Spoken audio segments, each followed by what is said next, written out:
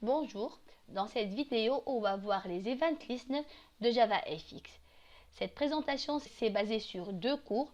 Le premier est le cours IHM1 JavaFX, particulièrement le chapitre Architecture MVC Gestion des événements. Le second est la programmation avec JavaFX et architecture logicielle de Cédric Fleury. Je commence par rappeler qu'est-ce qu'un événement. Un événement est une action soit provoquée par l'utilisateur comme le clic avec la souris ou provoquée par le système suite à un timer par exemple qui arrive à sa fin. Pour JavaFX, les événements sont des objets qui dérivent de la classe Event. On retrouve des événements prédéfinis comme Mouse Event, Key Event. Comme on a la possibilité en tant que développeur de développer nos propres événements à condition qu'ils héritent de la classe Event. Qu'est-ce qui se passe lors d'un événement, de la production d'un événement? La première chose, on doit détecter l'objet cible de l'événement. Par exemple, si j'ai cliqué sur un bouton, dans une interface qui a plusieurs boutons, quel est le bouton sur lequel j'ai cliqué? C'est le Target Selection. Puis on va avoir une phase qui va démarrer d'une racine jusqu'au nœud cible de l'événement. C'est l'Event Capturing Phase et une seconde phase qui commence de la cible et qui remonte jusqu'à le nœud racine. Donc, ce schéma schématise un peu ce que je viens de dire. Donc, dans une interface qui comprend un label et un bouton, j'ai cliqué par exemple sur le bouton. La première chose qui va se produire, c'est détecter l'objet cible de l'événement. C'est Target Selection. Dans ce cas, c'est le bouton. Et puis, on va avoir une phase qui va démarrer du nœud racine, à savoir le stage, jusqu'à arriver au nœud cible en passant par les nœuds intermédiaires. C'est la phase descendante et puis une phase montante qui commence du nœud cible de l'événement jusqu'au nœud stage en passant par les nœuds intermédiaires. En tant que développeur, qu'est-ce qu'on veut faire?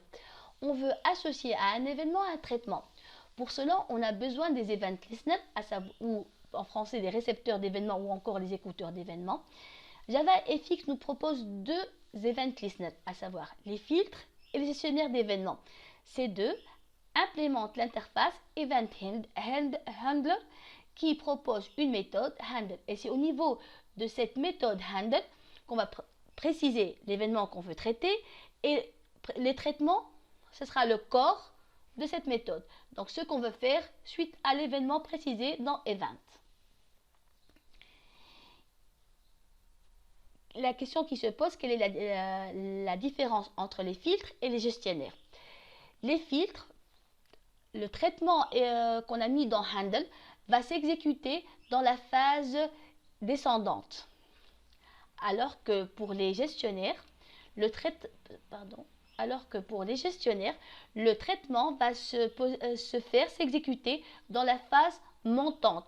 Donc les traitements au niveau des filtres se fait avant le traitement au niveau des gestionnaires. Donc, on a l'événement, on a le traitement qu'on veut faire.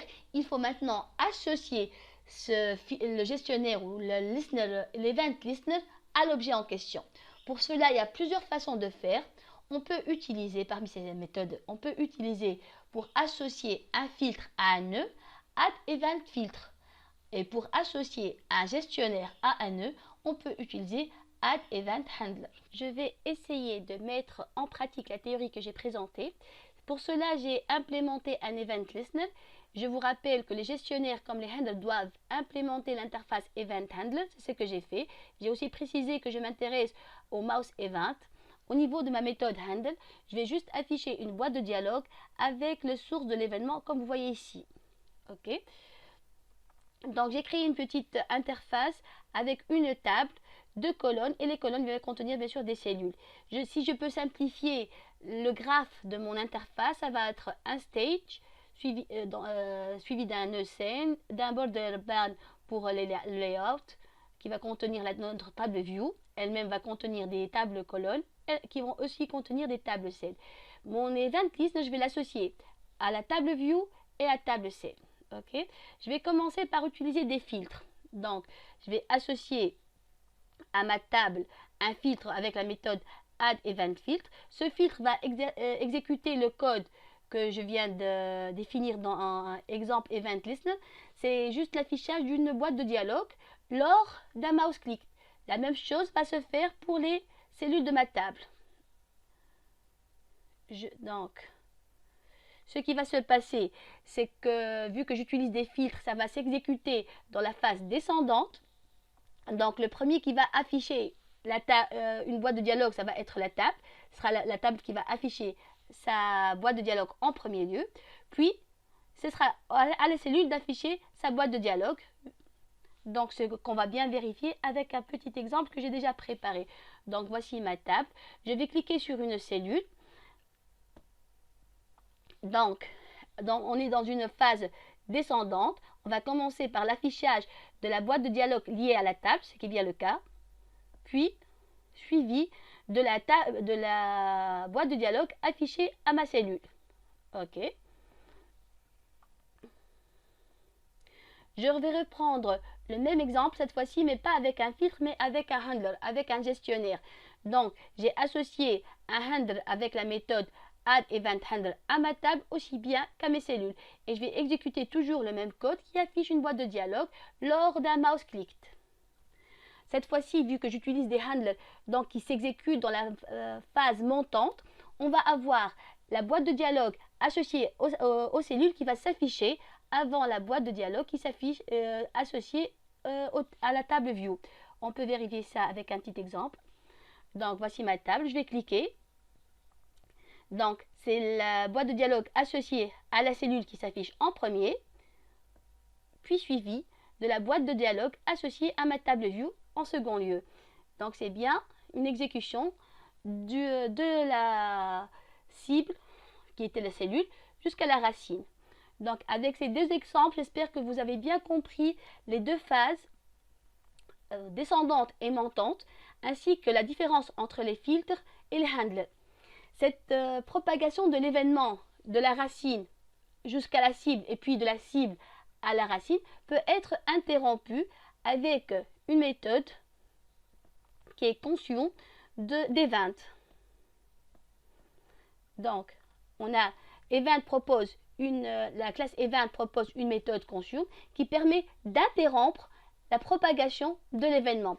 Pour cela, pour voir ça en pratique, je vais reprendre le même exemple que tout à l'heure, mais juste je vais ajouter à la fin t.consume, autrement dit un appel à la méthode consume qui va interrompre la propagation de l'événement.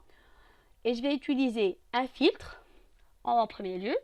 Donc, selon ce qu'on vient de voir, au niveau de le premier qui va exécuter ce filtre, ça va être table view. Vu que mon filtre va contenir un consume, il va arrêter la propagation de l'événement et la table cell ne va pas afficher ou ne va pas avoir à traiter l'événement. On peut vérifier cela avec un petit exemple que j'ai déjà préparé. Donc, je clique sur ma cellule. J'ai bien la boîte de dialogue affichée, associée à la table View qui s'affiche.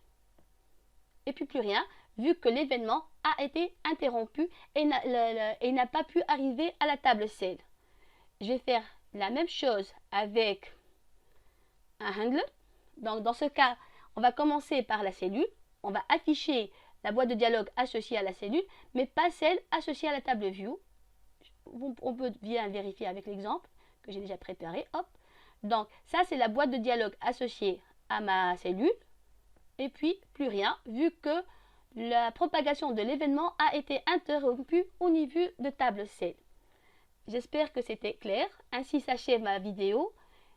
J'espère que vous avez pu assimiler les event listener, la différence entre un filtre et un handle et les deux phases descendante et montante de la propagation de l'événement. Merci et à bientôt.